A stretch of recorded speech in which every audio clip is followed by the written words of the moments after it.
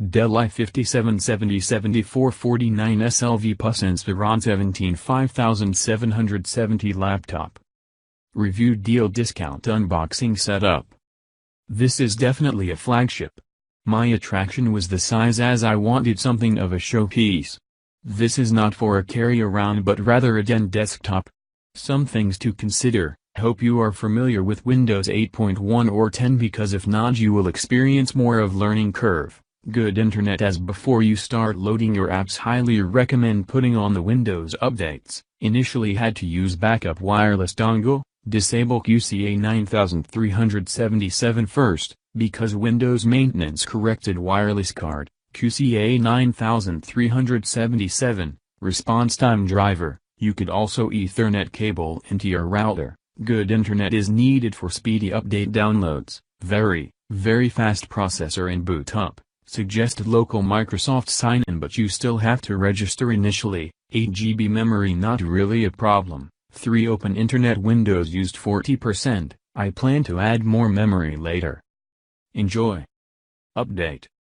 I have added another 8 GB RAM stick and replaced 128 GB SSD with a 512 GB.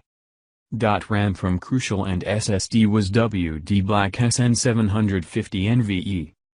Device now has 16 GB RAM, 512 SSD, boot, apps, and 1 TB HDD drive, data.